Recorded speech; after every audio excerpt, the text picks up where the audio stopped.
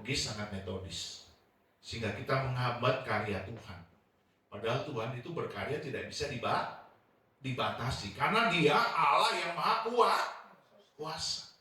Tapi kita punya pikiran cupek, sempit. Harus A, B, C, D, E, F, G, H, I, J, K, L, M, N, O, P. Itu sangat menyusahkan jemaat yang beriman sungguh-sungguh dan tulus murni. Ya, nah kita lihat. Sementara dua orang buta mengikutinya sambil berseru-seru dan berkata, "Kasihanilah kami, hai anak Daud. Yesus anak Daud, kasihanilah kami. Yesus anak Daud, kasihanilah kami." Jadi ini tiga model yang sudah cukup merepresentasikan kuasa Tuhan itu tidak bisa dibatasi kepada kita, sehingga kita mulai mengerti hari ini dan seterusnya dan seterusnya. Supaya kita jangan memetodekan cara Tuhan memulihkan, menyembuhkan, memberkati, dan membangkitkan hidup kita. Amin, saudara. Tapi kalau saudara bertanya kepada saya, kalau begitu Pak Pendeta, saya nggak perlu berdoa dong, saya nggak perlu menyembah dong, saya nggak perlu baca Alkitab dong. Ya nggak begitu juga mainnya. Konsepnya nggak begitu, saudara. Kalau engkau hari ini sudah sungguh-sungguh beribadah kepada Tuhan, sudah berdoa, bahkan engkau puasa, engkau merenungkan firman Tuhan, engkau tetap bertindaklah sesuai dengan imanmu itu. Iya kan? Ini kan Tuhan sedang memisahkan begini. Ada satu orang rohani, yaitu kepala rumah ibadat. Ada satu orang yang dikucilkan, yaitu perempuan sakit pendarahan. Lalu ada dua orang buta yang gak rohani-rohani amat gitu loh. Ngerti gak? Kalau engkau ada di mana? Kalau kita nih yang suka beribadah sekarang, ada di mana? Tentunya kita bagian daripada kepala rumah ibadah. Kita ini bagian daripada kepala rumah ibadah yang suka berdoa, suka beribadah, suka suka merenungkan firman. Nah, jadi kita berlakulah seperti itu. Karena iman kita mungkin seperti itu. Kalau dulu mungkin kita seruntulan, ya kan? Seruntulan gak jelas imannya. Tapi begitu dengar, di sana ada KKR, di sana ada kebaktian rohani, kebangunan rohani, ya kan? Kebaktian kebangunan rohani. Di sana ada ibadah penyembuhan ilahi. Aku mau ikut lah. Dia mungkin nggak pernah ke gereja, mungkin nggak pernah dengar khotbah, mungkin juga nggak pernah baca Alkitab, apalagi berdoa. Tiba-tiba dia sembuh. Itu karena imannya itu bekerja atas dasar anugerah dan kemurahan Tuhan. Semua ini, saudara, kesembuhan kepada perempuan sakit pendarahan 12 tahun, kesembuhan kepada orang buta, ya kan, sehingga mereka celik, lalu kebangkitan orang mati, anak kepala rumah ibadat itu bangkit dari mati, itu semua anugerah, kemurahan Tuhan, anugerah. Jadi apapun iman kita, kayak apapun caranya, kayak apapun perlakuan kita, kita bersikap seperti apa imannya. Dengar saudara, ketika Tuhan berkata,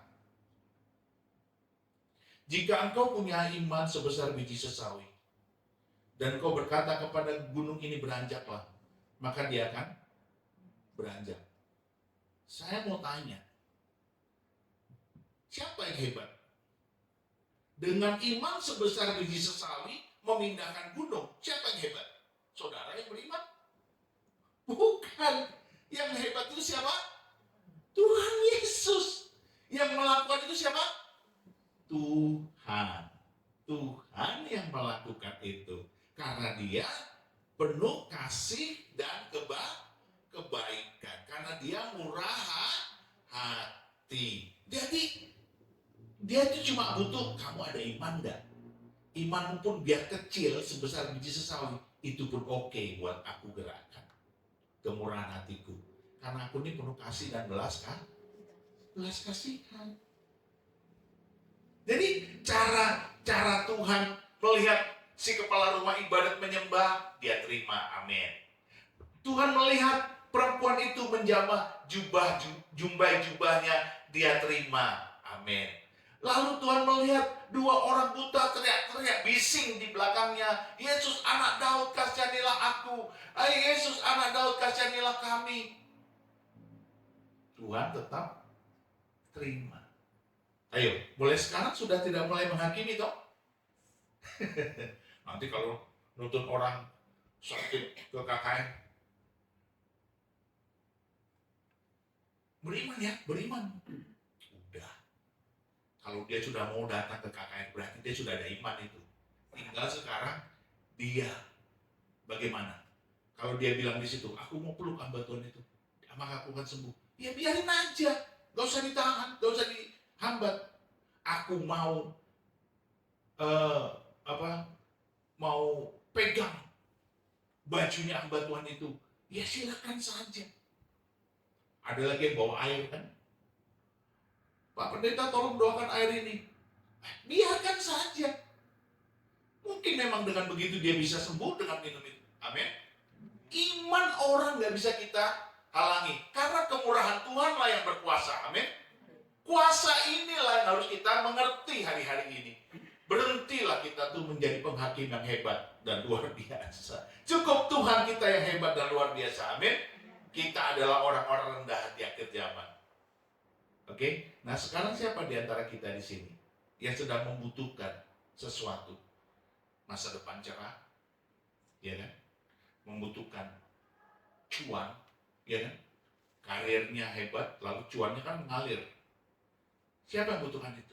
Saya katakan sama saudara, karena kita seperti kepala rumah ibadat yang suka berdoa, yang suka menyembah, yang suka merenungkan firman Tuhan, maka lanjutkanlah itu dan saudara tinggal berseru sama Tuhan dalam doa saudara. Tuhan pasti dengar. Tidak ada perbedaan. Saya mendengar teman saya, seorang dokter apa ya dia, dokter ahli apa gitu, saya lupa. Ibunya itu sakit apa? Osteoporosis. Berapa tahun ibunya berdoa? Saudara, saya dengar dari dia, ibunya itu berdoa lebih dari 10 tahun. Jadi setiap bangun pagi, ibunya itu berlutut di samping tempat tidurnya dan dia berdoa. Jadi dia berlutut, dia berdoa. Waktu saya mendengar kesaksian itu, saya sangat terharu dan saya sangat takjub. Kenapa? Karena ibu ini setia dengan imannya. Ini persis seperti orang buta itu yang berteriak-teriak, Yesus anak Daud, Yesus anak Daud. Saudara tahu nggak? Para murid itu memarahi mereka. Hus, diamlah. Berisik tahu. Tapi mereka tambah kencang berteriak, Yesus anak Daud, kasihanilah aku. Ada banyak cara kita mendesak Tuhan. Kita yang percaya, kita yang beriman untuk menggoncangkan surga. Bagaimana supaya hati Bapa itu betul-betul tercurah buat kita. Bagaimana caranya? Ada banyak cara, saudara. Ada yang bilang, kalau aku berdoa bagi orang sakit, aku pasti sembuh. Itu imannya. Dia berkata, aku akan berdoa bagi orang sakit, maka sakitku pasti sembuh. Sudah berdoa berkali-kali, dia kunjungi orang sakit, dia doakan temannya yang sakit. Ya saudaraku, dia berdoa, dia datang kunjungan ke rumah sakit dan juga ke temannya yang sakit, dia doakan. Dan dia sendiri belum sembuh. Tetapi karena dia percaya bahwa itu cara Tuhan untuk menyembuhkan dia, akhirnya dia sembuh. Kadang-kadang kita bilang begini, bagaimana kamu mau menyembuhkan, mendoakan orang sakit sembuh, orang kamu aja sakit. Nah coba, kita ini penghakim yang hebat. Kok bisa-bisanya kita ngomong begitu? Sama seperti begini, asal aku melayani Tuhan, keluargaku pasti diselamatkan. Iblis bilang apa? Kamu sok-sok melayani Tuhan. Lihat itu keluargamu belum pada bertobat. Lihat itu anakmu belum pada bertobat. Lihat itu istrimu, suamimu, penyembah berhala, tukang judi, tukang sabung ayam. Coba, saudara, kalau dia beriman bahwa dengan melayani Tuhan akhirnya keluarganya diselamatkan, apakah itu salah? Ya enggak, karena Tuhan punya kemurahan.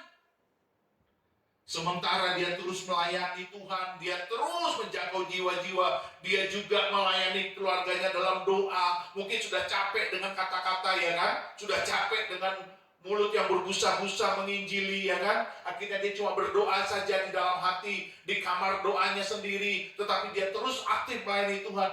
Dia percaya nanti Tuhan selamatkan keluarganya.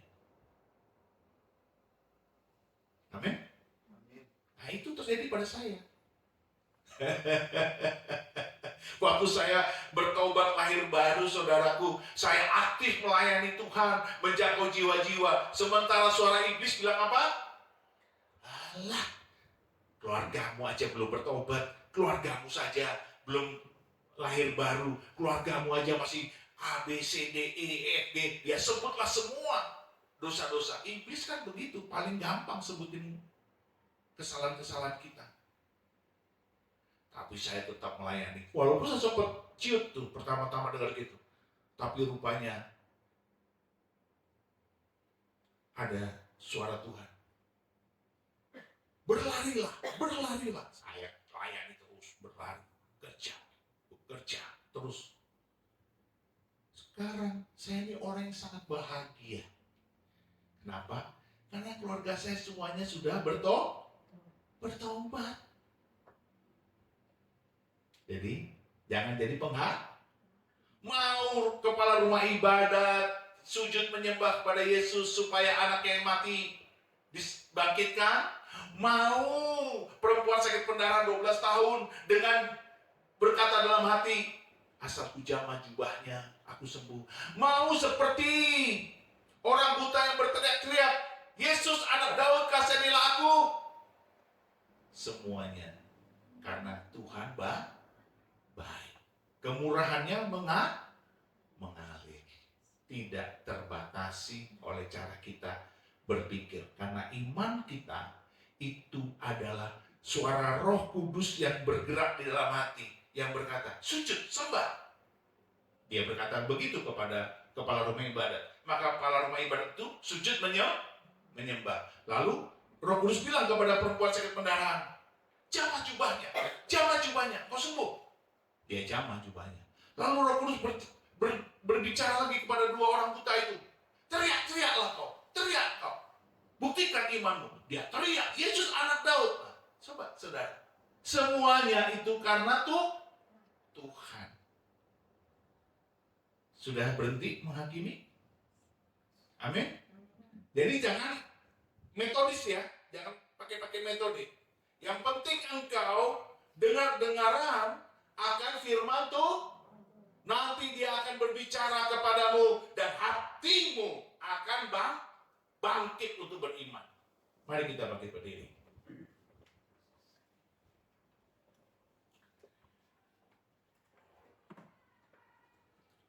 Yesus,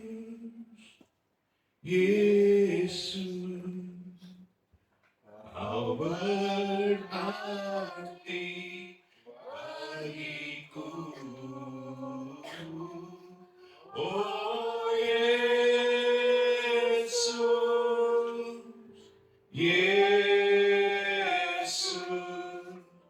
kau segalanya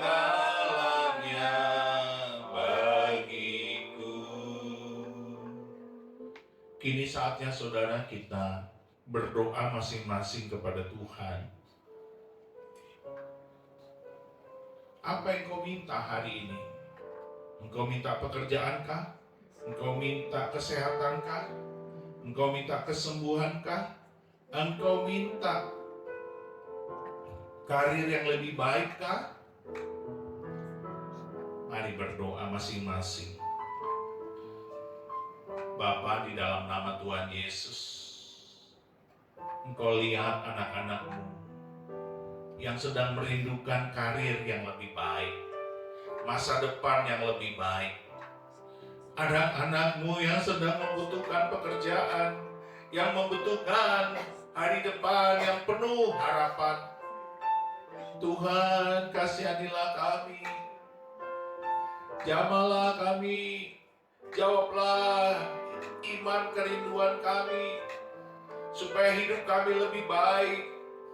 Karena Engkaulah harapan kami satu-satunya yang sanggup menolong kami. Engkau Allah yang baik, sangat baik, teramat baik. Tidak mungkin Engkau meninggalkan kami, sebab Engkau telah membuktikan kasih-Mu kepada kepala rumah ibadat, kepada perempuan sakit pendarahan 12 tahun, juga kepada 2 orang buta yang berteriak-teriak minta Kau kasihani. Kasihanilah kami ya Tuhan hari ini. Kami berdoa buat Pak Gideon yang sakit, buat Naomi yang sakit, buat Ibu Desi yang sakit, mamanya Ibu Desi yang sakit, buat Lindsay yang sakit, buat anak-anak-Mu yang butuh pekerjaan, butuh masa depan, butuh karir yang lebih baik, butuh rumah tangga yang lebih baik. Tuhan, kasihanilah kami, sembuhkanlah kami, pulihkanlah hidup kami, bangkitkanlah karir kami, bangkitkanlah masa depan kami. Tuhan, kasihanilah kami. Oh Yesus, Kau baik, sungguh baik, teramat baik.